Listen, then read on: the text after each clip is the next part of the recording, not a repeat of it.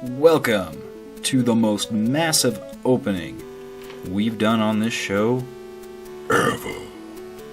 So this bunch is a set of over 40 pokes that are in varying states of, I guess you could say, decay, but they are still pretty freaking awesome.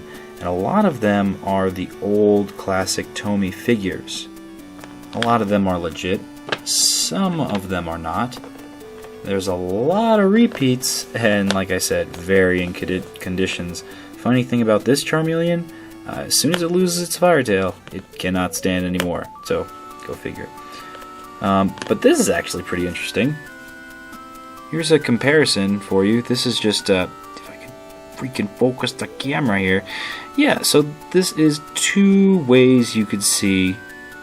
Now, I think this is obviously the fake one just because it feels kind of cheaper and easier to break, more brittle. This one feels like the regular Tomy plastic. But, you know, even within this set, this is pretty much just a father going through his attic right now and saying, oh, well, my kid left a bunch of these freaking Pokemon here. He moved out to college, and now another kid in college wants to take them and make a video out of them. So he's like, yeah, you can take them off my hand. I don't sense this guy selling a bunch of Fakeamon like we've been seeing here in the past videos on purpose. You know, these are simply things, toys to entertain children. At the end of the day, that's what it comes down to. And here's another example of, well, no, okay, that seems like about the same thing. And the paint job looks the same too. Interesting thing, I don't have the Charmander anymore. Go figure, I traded it with somebody, ho! But it was a different shade of red than this. So there was clones running rampant back in the day. It's not like they just appeared for eBay. Now this is pretty cool. I've never had a Perez or a Parasect. Unfortunately, this mushroom's been defungified. But something interesting I never knew about these pokes is that they stand on a pedestal. Stand on a pedestal of Tomy approved. We've got duplicate Cyndaquils. And I've actually got a real Cyndaquil too, so we can compare and see if they are legit. So it's good that they came with duplicates, because this one is like meh, and this one's like, alright, cool, it looks like a Cyndaquil. I mean, you know, that looks like a Cyndaquil too, but one with chip paint. So, you know, if you ever want to take a children's old toy collection and revamp it, I guess, run it through the dishwasher. Yeah, these look legit, because you can compare it to this Tomy stamp right here. All of them seem to align just right, and they all seem to be the right color. Which one is which? Oh my god, Cyndaquil! We're doing like an early Christmas video. 3 Cyndaquils, 2 Quillavas, and a Typhlosion 2. Yep, and this one is kind of in rough shape, but luckily Typhlosion was my starter, finally evolved, so I have one of these, and it is in way better condition. Damn children enjoying their toys. Who do they think they are? Like this. And other things. Now, this is an interesting figure. It's pretty bendable, but I mean, boom, boom. I guess, you know, Beedrill doesn't have a lot of weight to him. This one feels pretty fake. I'll be honest. This feels like something came out of a vending machine, but it does look pretty badass and has pelvic thrusting action. Pikachu's! And a Raichu that is sad because its tail has been removed. It's like a Bobcat Raichu. Yeah, it's okay.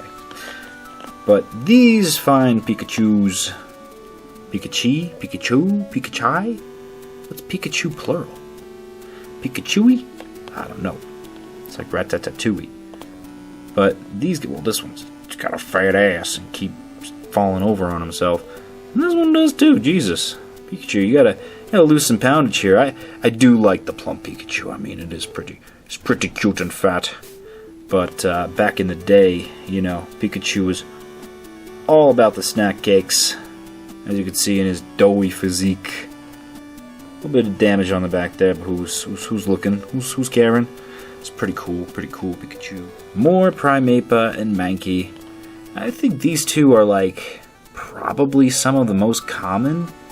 I don't know, they must have been really popular in the anime back in the day. I personally, I don't care for them. I thought of them always as like something my cat hacked up, like, go! Primeape hairball. The prime hairball to be cleaned up off the carpet. Not something I'm excited about. But then we've got an Eevee here, and I actually have a legitimate Eevee that we can compare to. So let's do that right now. Here's Eevee from eBay. No! And here is my legitimate Eevee. So we can see the tail. Tomy, CG, Tenki symbol. That's kanji and stuff if you don't know that. And, oh, well, what do you know? Tomy, and it's all on the tail, and none is elsewhere. This one is definitely a different, squishier plastic. This is something more brittle, similar to that Charmeleon, and definitely could break easily. So, I mean, this is more than 40 pokes I got for 41 bucks, so it's like less than $1 for each poke, which back in the day when these things were just coming out is just unthinkable. They were at least 15, if not more. 30 is more apt. Now, unfortunately, this Dragonite, as you can see, got a bit of a haircut or antenna cut. Ow! It does not sound good, but he does look legit, maybe. Let's kind of compare and do the things, and we see, okay, it's like different colors, so I don't think this is legit, because this one is, because I collected it from the center.